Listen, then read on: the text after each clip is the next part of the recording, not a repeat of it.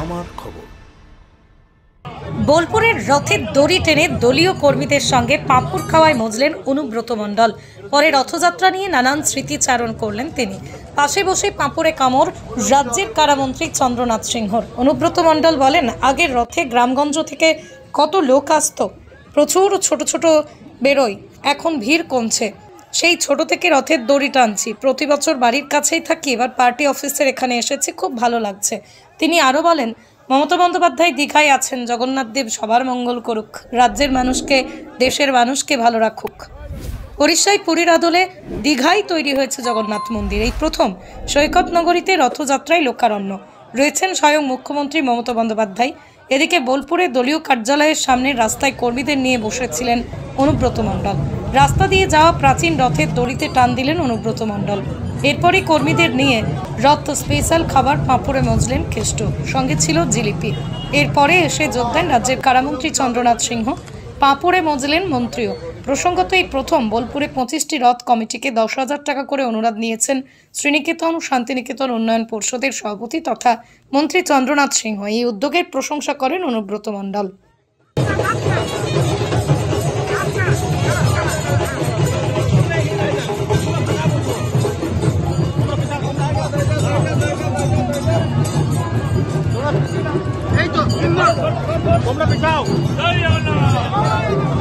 হ্যাঁ, রথ টানো কেমন লাগছে? রথ আমি ছোটবেলা থেকে টেনে আসছি, আজ নয়।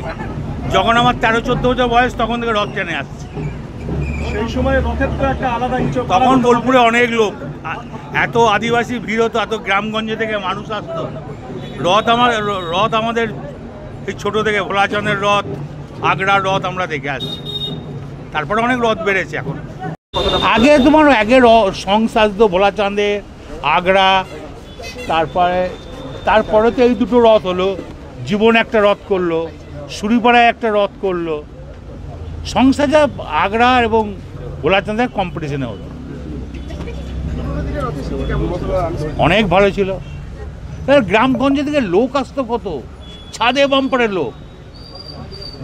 গ্রামগঞ্জে থেকে বাইরি ফাইরি, ব্যাংচাদরা, বাঁসাপাড়া থেকে ব্যাপক লোকজন আসছে।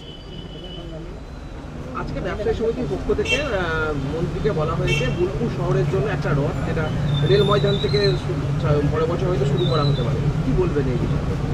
দেখুন, আমি এইসব জগন্নাথের ব্যাপারে কিছু বলবো না, কারণ জগন্নাথ যেখান থেকে বেরোয় সেইখান থেকেই বেরোনো ভালো।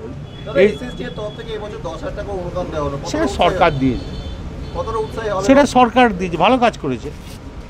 এতে 100 বার খারাপ কী আছে? ওখানে দুর্গাপুজোতে সরকার টাকা দেয়, SSD টাকা দিয়ে আরও ভালো করেছে।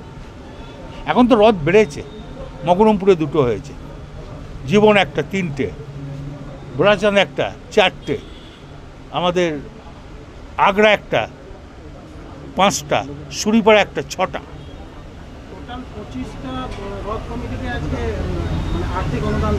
সে ছোটো ছোটো রথ সব মিলিয়ে ভালো, এটা খারাপ না। না, কোনো দিনই না। রথ আমি বহুদিন ধরে টানছি, আমার তখন ছোটোবেলা বয়স থেকে রথ টানছি। এটা বোধহয় তোমাকে কেউ শিখিয়ে দিয়েছে। দলীয় কাজে যেহেতু আমার পাড়াতে আজকে রথগুলো যাবে না, রাস্তা খারাপ বলে, উল্টোতে আসবো না, কারণ ওখানে আমার পাড়াতেই রথ পেয়ে যাবো, আগ্রা রথটা। সেই সময় রথের ছবিটা বলুন না একটু। কি বলা বলি কি আছে, রথ ছোটো থেকে রথ দেখে আসছি, বোলপুরে ভিড় হতো, দুর্দান্ত ভিড় হতো। এখন তো কমে গেছে রাস্তাঘাটে। আগে ফুলুরি, চপের, পেঁয়াজির দোকান হতো, এইখানেই তো জিলাপির দোকান হতো। কই পাঁপড় ভাজা এগুলো সব ছিল, এখন কই, অনেক কম। আসলে মানুষ আসা কমে গেছে। বোলপুরের ভুবনডাঙ্গায় নজরুল পথের পাশে তৈরি হচ্ছে অভিপ্সা অ্যাপার্টমেন্ট।